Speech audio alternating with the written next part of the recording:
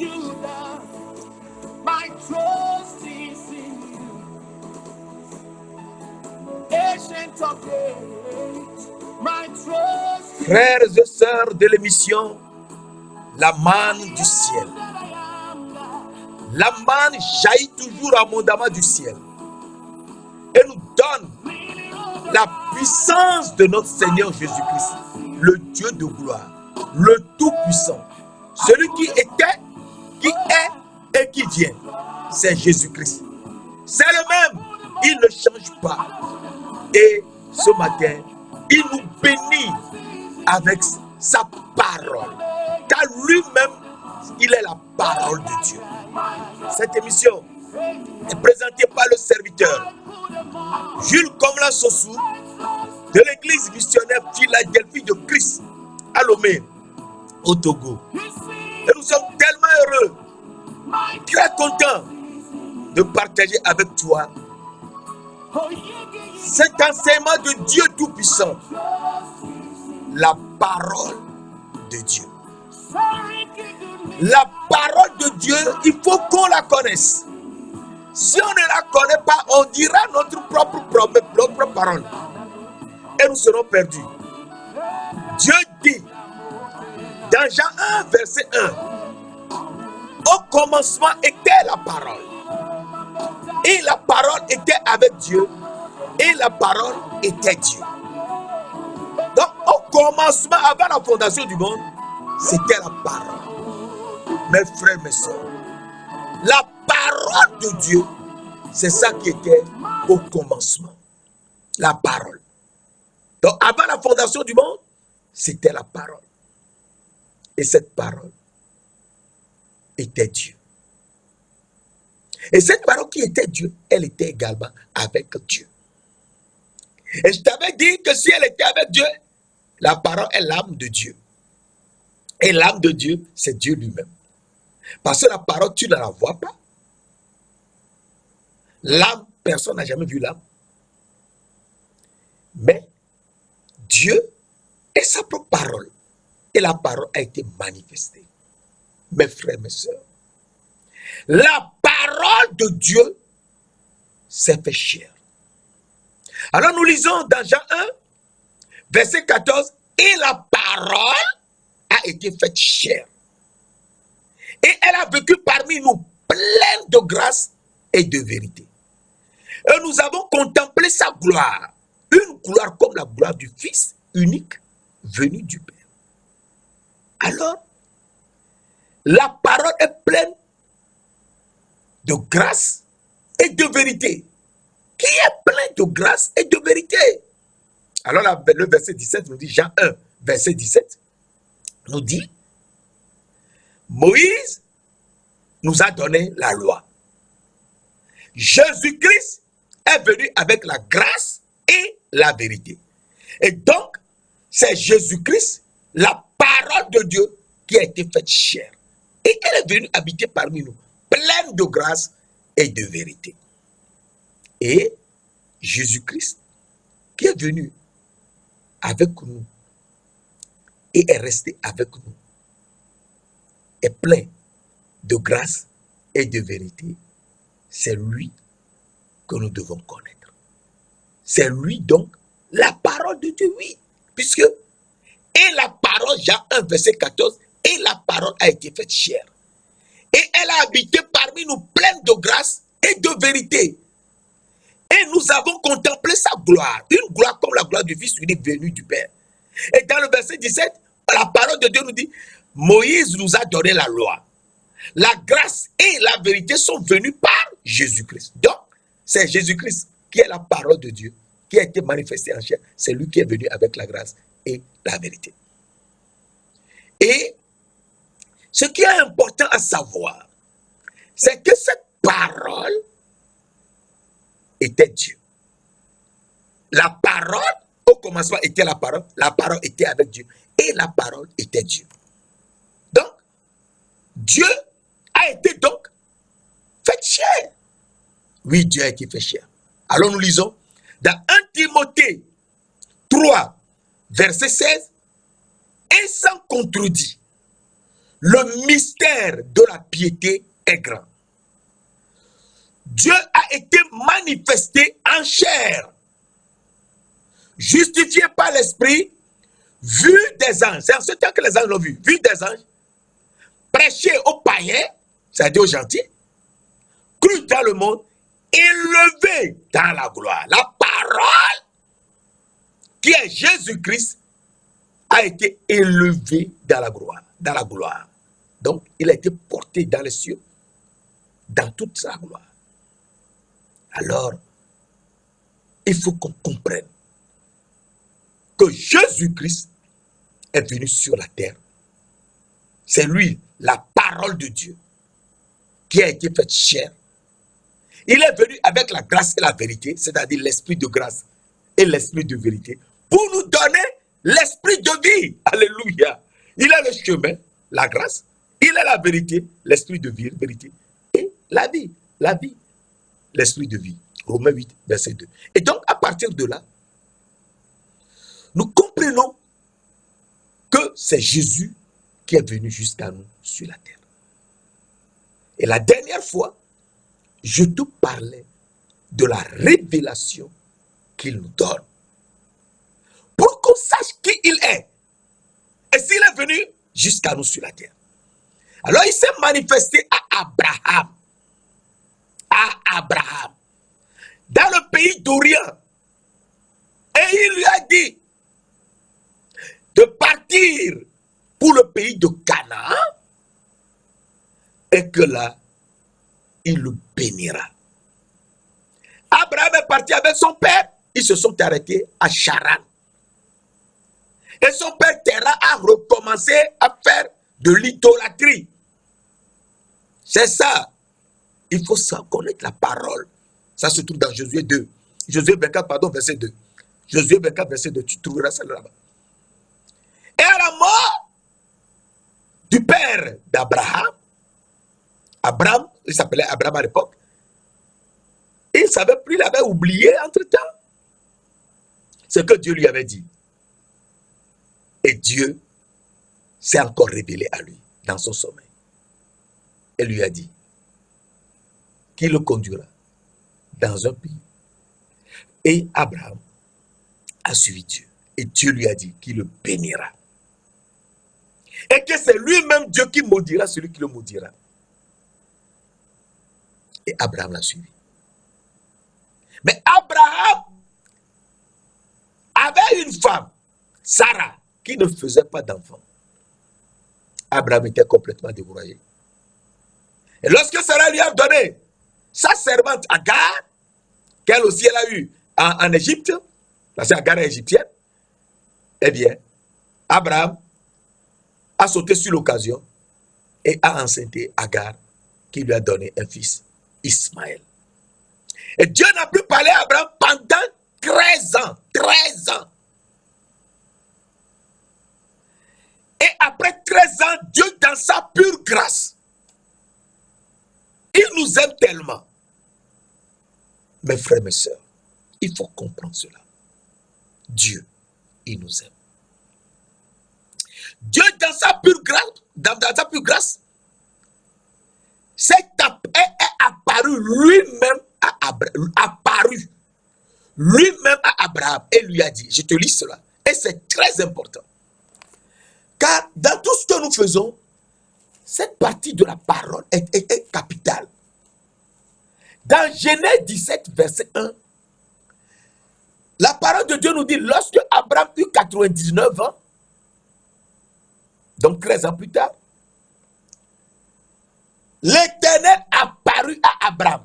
Lui-même, il est apparu face to face à Abraham et lui a dit, je suis le Dieu tout-puissant. Marche devant ma face et sois intègre. Donc, le Dieu tout-puissant est apparu à Abraham. Et il lui a parlé qu'il le bénira. Et que sa femme, Sarai, elle s'appelait Sarai à l'époque, enfantera un fils. Il faut donner à l'enfant le nom d'Isaac. Et Abraham a vu tout ce que Dieu lui a dit. Et dans le verset 22, Genèse 17, verset 22, Abraham va faire une expérience extraordinaire, mes frères, mes sœurs.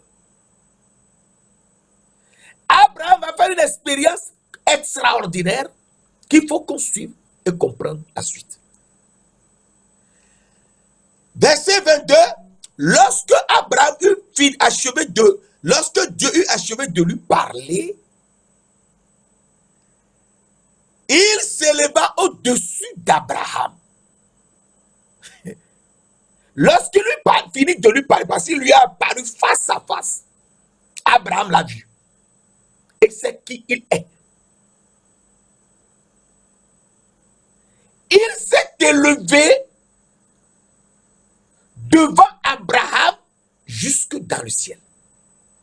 Et Abraham a compris que ce que ce monsieur dit, c'est la vérité. Et donc, il a cru. Et quand on dit Abraham le croyait, c'est à partir de ce moment qu'Abraham a cru. Il croyait depuis Genèse 12. Mais ce n'est pas encore ça. Dans Genèse 15, on voit que Abraham, après son retour d'Égypte, il a compris que Dieu est son bouclier. Oui, parce que c'est lui qui l'a toujours protégé. Et a protégé sa femme et tous ceux qui l'entourent. Et il a eu confiance en l'Éternel. Mais cette confiance n'était pas totale. Parce que dans le verset 16, dans le chapitre 16, il a eu un enfant d'Agar. Mais à partir du chapitre 17, Genèse 17, quand il a vu Dieu s'élever devant lui jusque dans les cieux des cieux, sa foi a changé. Ouais, c'est ça. C'est ça. Et donc, lorsque Dieu lui a dit qu'il aura un enfant, effectivement, Sarah a eu un fils, Isaac. Et elle a ri. Oui, c'est ça Dieu. Sarah a eu un fils, Isaac, à 90 ans. Et Abraham lui-même avait 100 ans. Impossible, mais c'est ça. Et un jour, Dieu a dit à Abraham de prendre Isaac et de l'amener à Moria. De prendre Isaac et de l'amener à Moria. Et de prendre son fils et de le lui offrir en holocauste. Dieu est Dieu. Mais il nous éprouve toujours pour qu'on sache que c'est lui. Tout ce qui arrive, il faut l'accepter comme étant un don de Dieu. Si ce n'est pas un don de Dieu, tu le verras. Et il faut restituer. Mais si c'est un don de Dieu, cela te sera accordé. Et tu t'élèveras. Dieu a dit à Abraham, le fils qu'il lui a donné à 100 ans, de le lui offrir en holocauste sur le mont Moria. Et Abraham, connaissant Dieu, est parti sur le mont Moria. Son fils lui a demandé, mais voici le bois, voici le feu. Où est l'agneau pour l'holocauste? Abraham lui a dit ce que Dieu lui avait dit précédemment, avant de lui dire de mener son fils à nous. Il a dit à Isaac que Dieu se pourvoira lui-même de l'agneau pour l'holocauste. Et arrivé à Moria, il a pris son fils, l'a attaché, l'a mis sur la pierre, sur le bois, a pris le couteau pour l'égorger. Et l'ange de l'Éternel l'a appelé depuis les cieux des cieux. Abraham a entendu cela sur la terre. Elle lui a dit, ne fais rien l'enfant. Je sais maintenant que tu crains Dieu. Donc l'ange de l'Éternel est Dieu parce que tu ne m'as pas refusé ton fils, ton unique. Donc l'ange de l'Éternel est Dieu à qui Abraham n'a pas refusé son fils, son unique. Abraham commence à connaître Dieu, le Tout-Puissant qui lui a parlé, qui était apparu devant lui et qui s'est élevé jusque dans les cieux. Il commence à le connaître comme étant l'ange de l'Éternel. Mes frères, mes sœurs, Dieu, il faut le connaître. Avant de dire quoi que ce soit de lui, il faut le connaître. Si on ne le connaît pas, on parlera en l'air. Mais il faut le connaître. Lorsqu'on le connaît, on sait bien ce qu'il veut nous faire. Et l'ange leur a donné un bélier. Et Abraham et son fils ont offert le bélier en holocauste. Dans Genèse 22, donc verset 2, nous lisons dans Genèse 22. Dans Genèse 22, versets 15 et 16, l'ange de l'Éternel appela une seconde fois Abraham des cieux. Donc, il est toujours à sa place, sur son trône. Il appela une seconde fois Abraham des cieux. Et il dit, je le jure par moi-même. Parole de l'Éternel. Ah, donc, l'ange de l'Éternel est Dieu à qui Abraham n'a pas refusé son fils. Et il est là, et il est l'Éternel qui jure par lui-même. Oui, il jure par lui-même. Mes frères, mes sœurs, il faut qu'on comprenne que c'est lui le Tout-Puissant.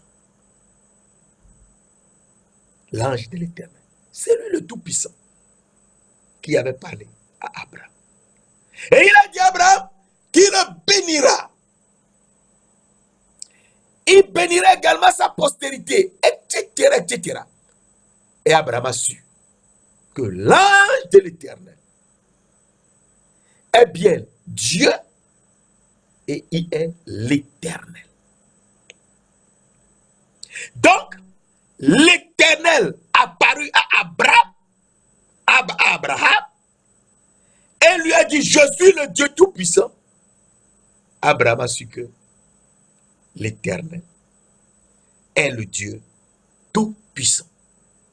Là maintenant, Abraham a su encore que le Dieu Tout-Puissant qui est l'Éternel est également l'ange de l'Éternel.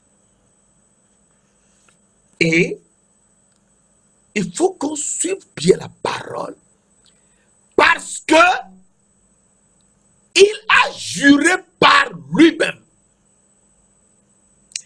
Parole de l'Éternel. L'ange de l'Éternel, qui est Dieu, qui est l'Éternel, a juré par lui-même. Oui, il a juré par lui-même. Et à ce niveau, il faut qu'on fasse très attention.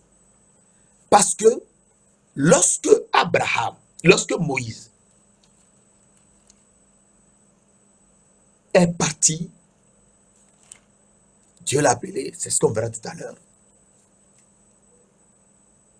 Dieu lui a également dit qu'il jure par lui-même et qu'il est l'ange de l'Éternel, qu'il est Dieu et qu'il est l'Éternel. Mes frères, mes sœurs, il faut qu'on soit réveillé. Alors aujourd'hui, nous allons voir le cas de Moïse. Dans Exode 3. Exode 3, verset 1 à 15. Nous allons faire une étude extraordinaire à ce niveau pour savoir qui il est. L'ange de l'Éternel, qui est Dieu qui est l'Éternel et qui jure par lui-même. Et c'est à partir de là que nous comprendrons mieux. Alors, dans Exode 3, verset 1 à 15, Moïse faisait paître le troupeau de Jéthro, son beau-père, sacrificateur de Madian. Madian qui est le quatrième des 6 fils que Ketura a donné à Abraham. Genèse 25, verset 1 à 6. Madian. Il est le quatrième des 6 fils que Ketura, la cananéenne, l'éthiopienne, a donné à Abraham. Genèse 25, verset 1 à 6. C'est très important. Et donc, je l'avais dit la dernière fois, nous avons Abraham et Ketura sur YouTube que tu peux voir. Tu peux le lire. Le serviteur Jules Komla Sossou. Tu peux voir Abraham et Ketura et comprendre cette partie de l'écriture qui est très importante. Alors, Moïse mena le troupeau derrière le désert et vint à la montagne de Dieu à Horeb. Verset 2. L'ange de l'Éternel lui apparut dans une flamme de feu au milieu d'un buisson. Moïse regarda et voici le buisson était tout en feu et le buisson ne se consumait point. Le buisson était complètement en feu. Mais le buisson ne se consumait point. Verset 3. Moïse dit, je veux me détourner pour voir quelle est cette grande vision et pourquoi le buisson ne se consume point. Verset 4. Exode 3, verset 4. L'Éternel vit qu'il se détournait pour voir. Mais c'était l'ange de l'Éternel qui était dans le buisson de feu. Et c'était l'ange de l'Éternel qui lui apparut. Et l'Éternel vit qu'il se détournait. Donc l'ange de l'Éternel était l'Éternel, oui. Et nous sommes toujours dans le verset 4. L'Éternel vit qu'il se détournait pour voir. Et Dieu l'appela au milieu du buisson et dit, Moïse, Moïse. Et il dit, me voici. Oui, nous voici, Seigneur. Quand Dieu nous appelle, nous disons, nous voici. Et nous ne changeons plus. Mes frères, mes soeurs, on ne change plus. L'ange de l'Éternel était apparu dans le buisson de feu. Moïse s'est détourné pour voir quelle était cette grande vision. L'Éternel vit qu'il se détournait pour voir. Et Dieu lui dit, dans l'ange de l'Éternel et était Dieu. Et dit, Moïse, Moïse. Et Moïse dit, me voici. Verset 5, Dieu dit, n'approche pas d'ici. Ôte tes souliers de tes pieds. Car le lieu sur lequel tu te tiens est une terre sainte. Verset 6. Et il ajouta. Donc c'est la seule personne. L'ange de l'Éternel est l'Éternel et il est Dieu. C'est pourquoi on a dit il ajouta. On n'a pas dit ils ajoutèrent. C'est très important de savoir cet aspect. Et il ajouta, donc c'est la seule personne. Il est le seul Dieu, l'unique, le seul, le même partout. Je suis le Dieu de tes pères, le Dieu de ton père, le Dieu d'Abraham, le Dieu d'Isaac et le Dieu de Moïse. est le Dieu, pardon, le Dieu de Jacob. Je suis le Dieu d'Abraham, le Dieu d'Isaac et le Dieu de Jacob. Moïse se cacha le visage car il craignait de regarder Dieu qui est l'Éternel et qui est l'ange de l'Éternel. Mes frères, mes sœurs, il faut qu'on soit réveillé. Et l'Éternel dit, verset 7, j'ai vu la souffrance de mon peuple qui est en Égypte. J'ai entendu les cris que lui font pousser ses oppresseurs. Car je connais cette douleur. Verset 8 enfin, je suis descendu pour le délivrer de la main des Égyptiens et pour le faire monter dans le pays, dans ce pays, et pour le faire monter de ce pays dans un bon et vaste pays, dans un pays où coule le lait et le miel, dans les lieux qu'habitent les Cananéens. Cananéens, les Hétiens. Il faut savoir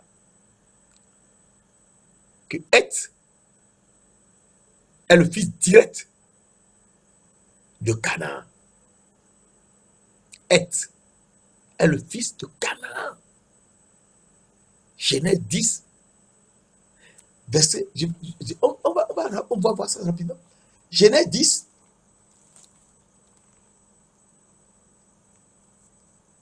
verset 15. Canaan engendra Zidon, son premier-né, et Heth. Donc, Heth est le fils de Canaan. Donc, pourquoi il avait dit à Abraham d'aller dans le pays de Canaan? Pourquoi il dit qu'il va sortir les Israélites du pays d'Égypte où ils souffraient pour les amener dans le pays de Canaan et de Heth? Pourquoi, mes frères, mes sœurs?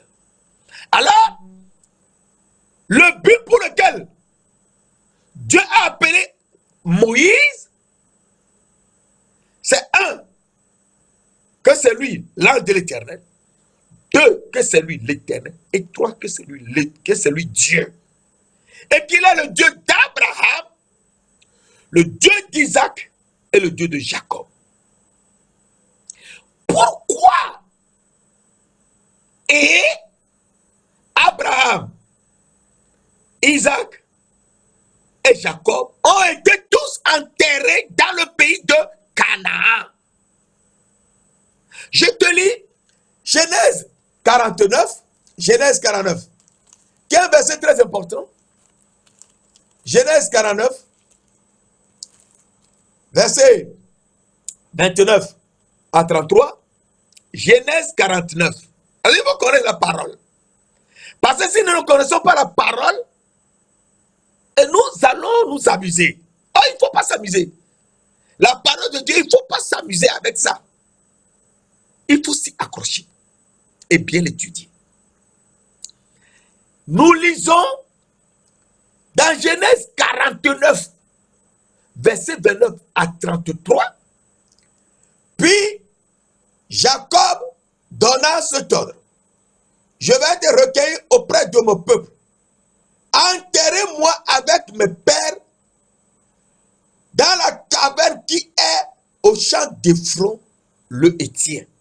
Heth, qui est le fils de Canaan, le Hétien. Verset 3. Dans la caverne du champ de Macpéla, vis-à-vis de Mamré, dans le pays de Canaan. C'est le champ qu'Abraham a acheté d'Éphron, le Hétien, comme propriété sépulcrale. Verset 31. Là, on a enterré Abraham et Sarah, sa femme. Là, on a enterré Isaac et Rebecca, sa femme. Et là, j'ai enterré Léa.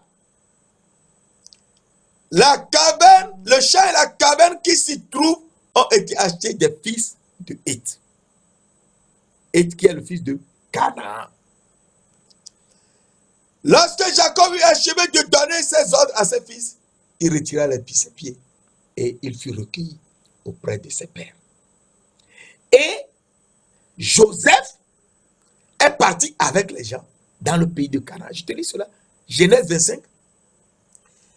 Ils le transportèrent. Ils transportèrent Jacob mort au pays de Canaan et l'enterrèrent dans la caverne du champ de Macpéla qu'Abraham avait acheté d'Ephron le Héthien comme propriété sépulcrale qui est vis-à-vis de Mamré. Tu comprends donc que le Dieu d'Abraham, le Dieu d'Isaac et le Dieu de Jacob, tous les trois ont été enterrés dans le pays de Canaan, dans le territoire que Abraham avait acheté auprès de Heth, qui est le fils de Canaan. Donc, ils sont enterrés dans le territoire de Canaan. Et tu comprends pourquoi Dieu a fait sortir son peuple d'Égypte pour le pays de Canaan. Alors, Dieu dit à Moïse d'aller dans ce pays. Alors, Moïse dit à Dieu, verset 13. Moïse, Exode 3, verset 13. Moïse dit à Dieu, j'irai donc vers les enfants d'Israël et je leur dirai, le Dieu de vos pères m'envoie vers vous. Mais s'ils me demandent quel est son nom, que leur répondrai-je? Moïse a posé la question à Dieu, l'Éternel, qui est l'ange de l'Éternel, qui est le Tout-Puissant.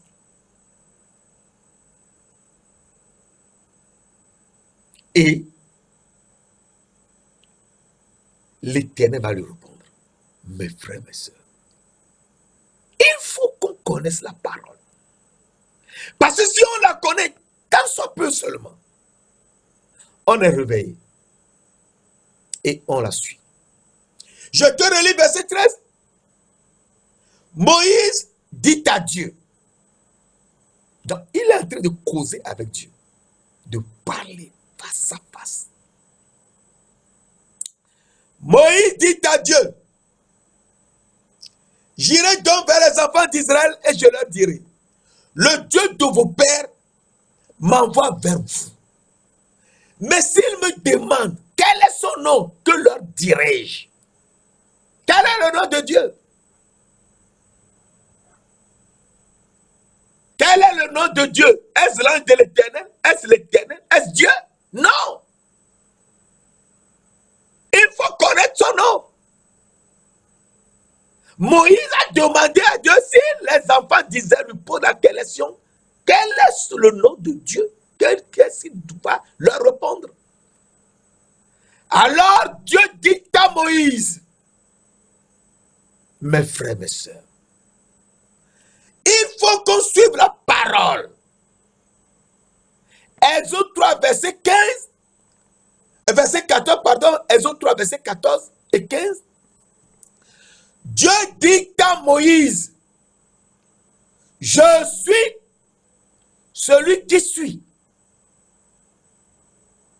C'est ainsi que tu répondras aux enfants d'Israël.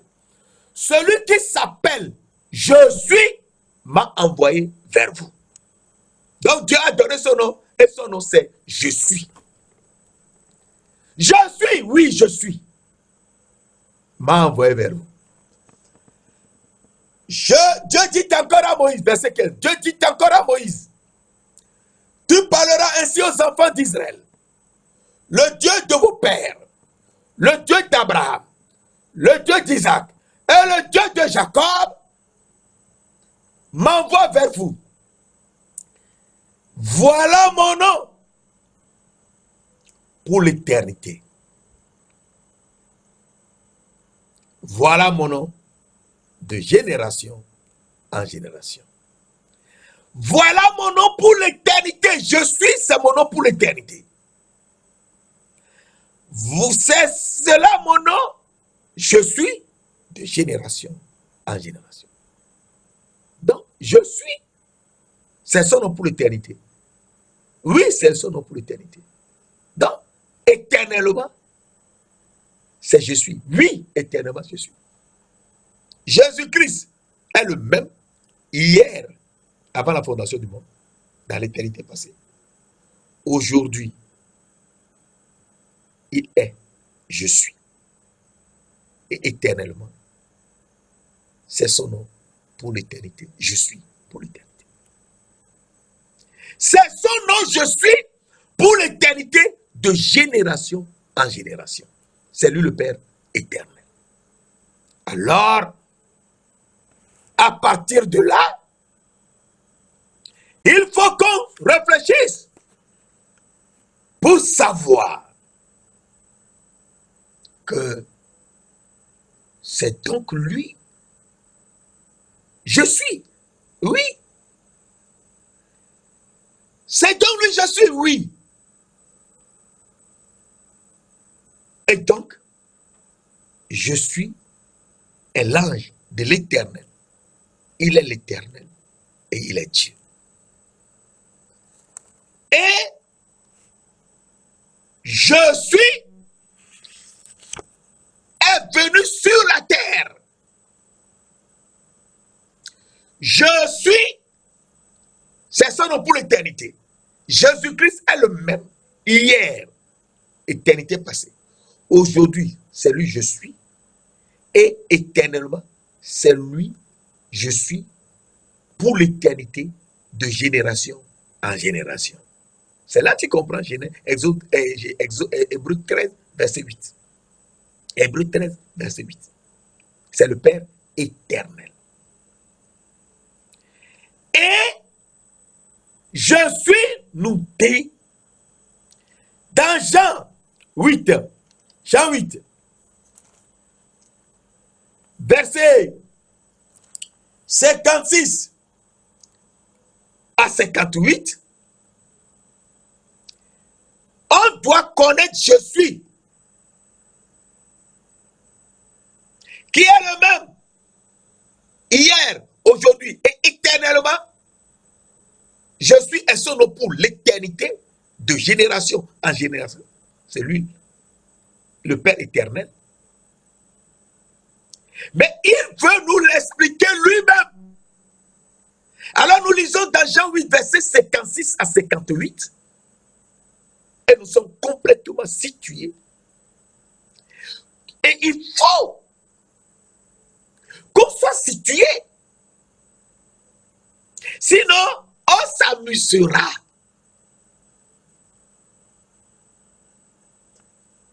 Jean 8, verset 56, Jésus parle.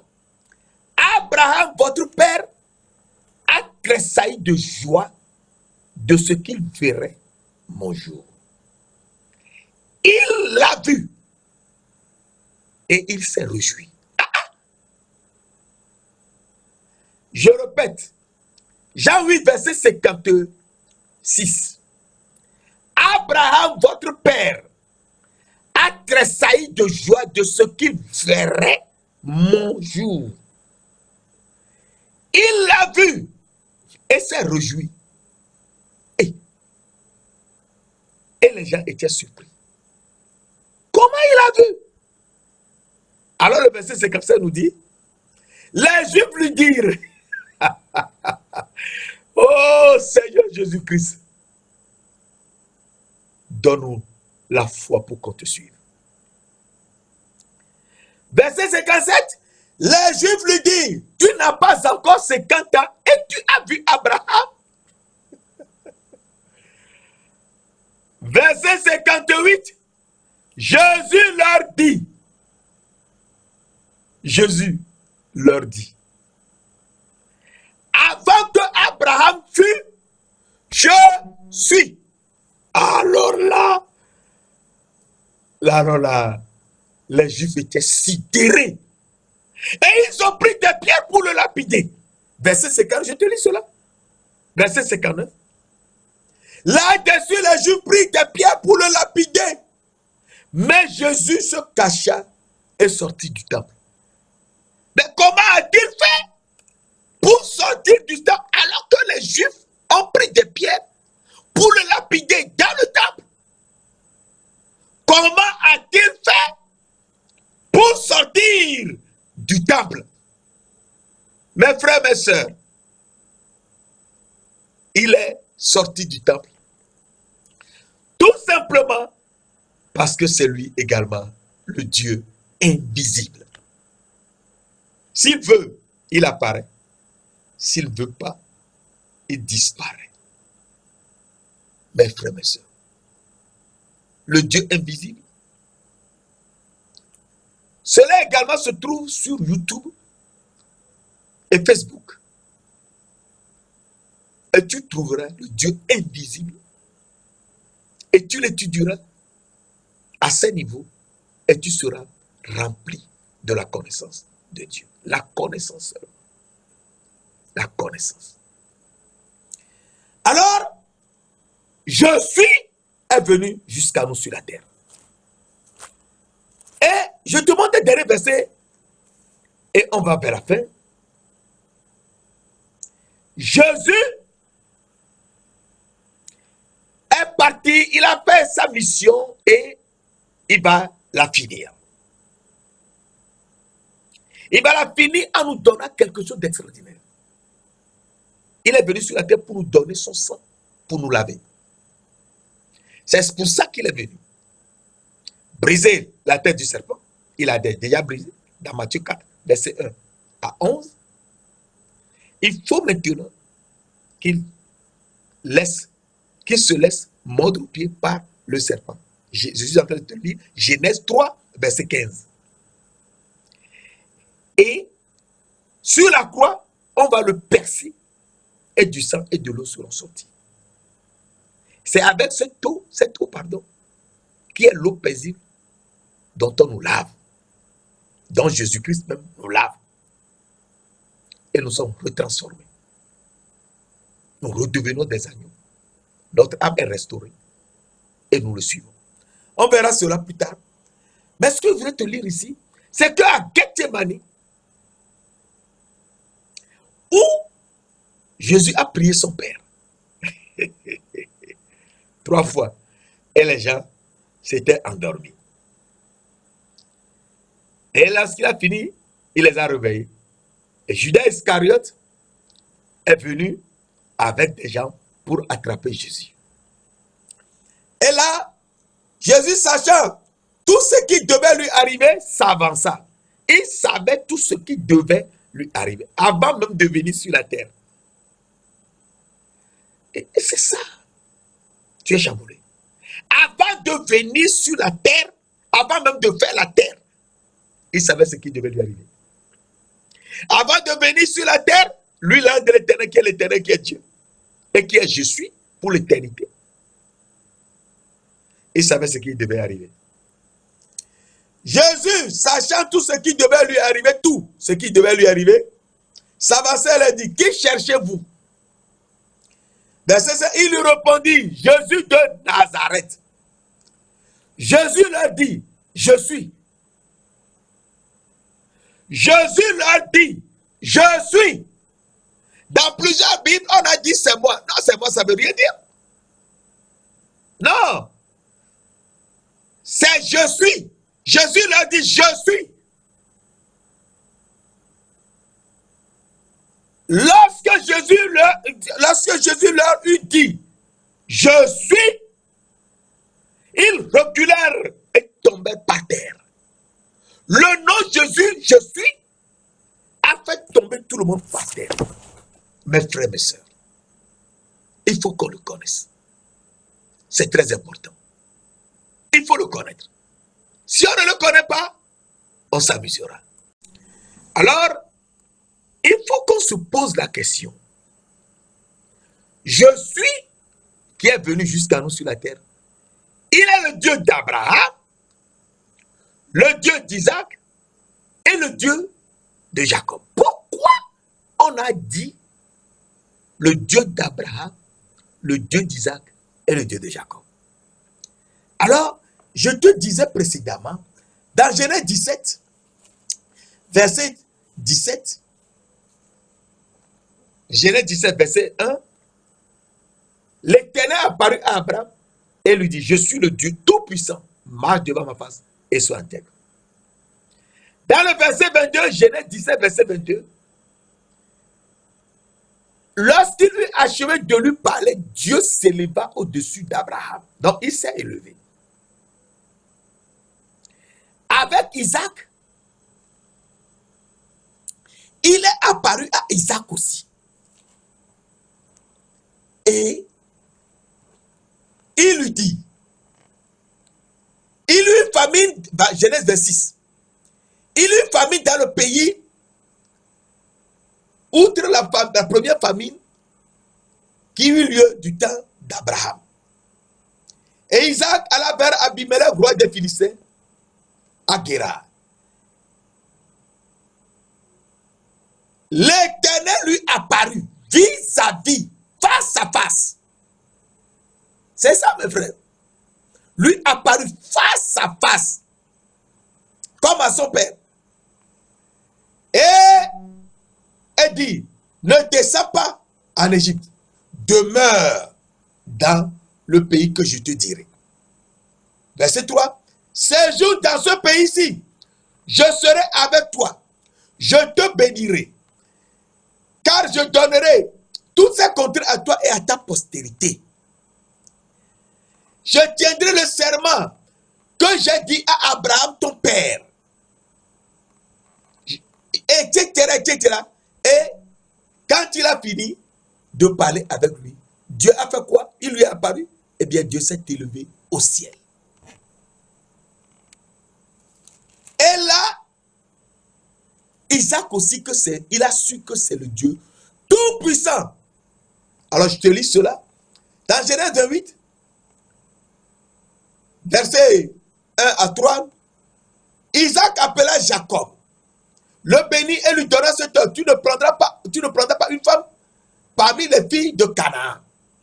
Lève-toi, va à Padan Aram, à la maison de Bethuel, père de ta mère, et prends une femme d'entre les filles de Laban, frère de ta mère. Verset 3. Que le Dieu Tout-Puissant te bénisse, et que tu sois fécond, etc. Donc, Isaac aussi a su que Dieu, qui lui est apparu, est le Dieu Tout-Puissant, et il s'est élevé au ciel.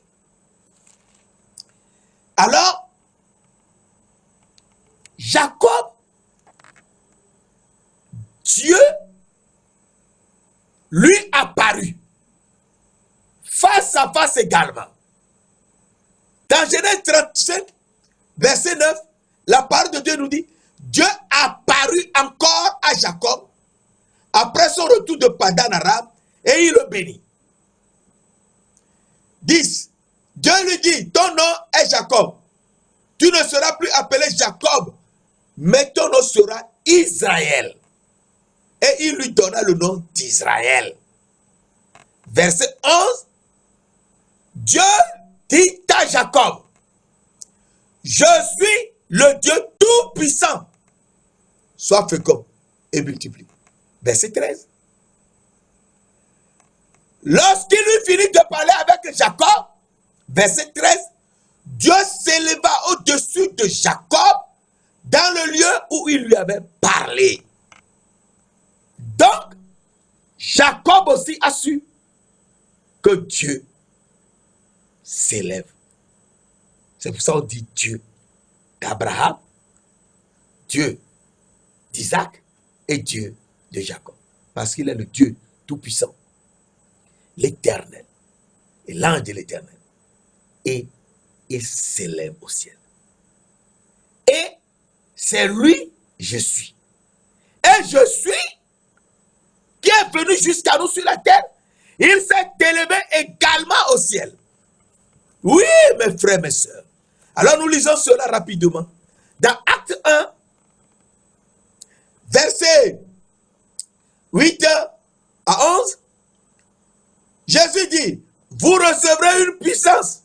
Le Saint-Esprit suivra sur vous et vous serez mes témoins à Jérusalem, dans toute la Judée, dans la Samarie et jusqu'aux extrémités de la terre.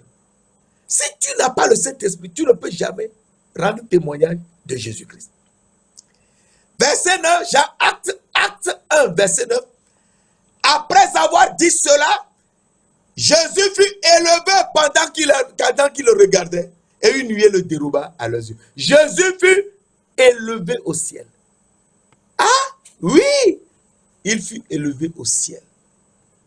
Alors, ce Jésus, les anges ont dit, homme galiléen, pourquoi vous arrêtez-vous à regarder au ciel?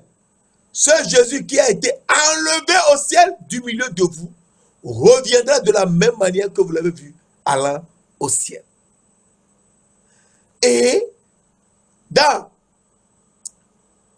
Acte 1, verset 2, la parole de Dieu nous dit, jusqu'au jour où Jésus fut enlevé au ciel, après avoir donné ses ordres par le Saint-Esprit aux apôtres qu'il avait choisis. Donc, c'est Jésus qui s'élève au ciel. Et c'est très important, car la parole de Dieu nous dit, et sans contredit, 1 Timothée 3, verset 16, et sans contredit, le mystère de la piété est grand. Dieu a été manifesté en chair. Justifié par l'Esprit, vu des anges, cru, prêché aux gentils, cru dans le monde, et élevé dans la gloire. Il fut élevé dans la gloire. C'est Jésus-Christ qui fut élevé dans la gloire. C'est Jésus-Christ qui a été manifesté en chair. Saint-Esprit, nous te remercions pour ces révélations. Conduis-nous. Montre-nous la profondeur de la parole pour qu'on sache pourquoi tu es venu sur la terre. Pour nous laver avec ton sang et nous redonner ton esprit. Merci d'ailleurs de nous l'avoir fait au nom précieux de notre Seigneur Jésus-Christ de Nazareth.